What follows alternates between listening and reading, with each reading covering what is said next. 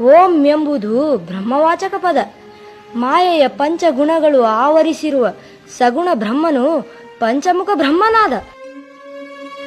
ಸತ್ವ, ರಾಜಸ, ತಾಮಸ, ಶುದ್ಧ, ಅಶುದ್ಧ ತತ್ವ ಇವೇ ಮಾಯೆಯ ಪಂಚಗುಣಗಳು. ಇವುಗಳಿಂದ ವಾಮದೇವ, ಸದ್ಯೋಜಾತ, ಅಘೋರ, ತತ್ಪುರುಷ ಮತ್ತು ಈಶಾನ್ಯಗಳೆಂಬ ಪಂಚಮುಖಗಳು ತೋರಿದವು.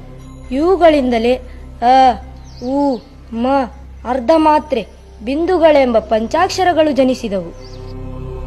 ಈ ರೀತಿ ಪರಶಿವನ ಪಂಚಮುಖಗಳಿಂದ ಹುಟ್ಟಿದ್ದೇ ಈ ಓಂ ಎಂಬ ಪ್ರಣವಾಕ್ಷರವಲ್ಲವೇ ಗುರುಗಳೇ?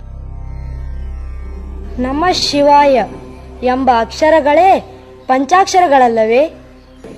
ಸಿದ್ದೇಶ ಮಗು, ಹೇಳಪ್ಪ, ನಿನಗೆ ಗೊತ್ತಿರೋದನ್ನ ಎಲ್ಲಾನು ಹೇಳಪ್ಪ.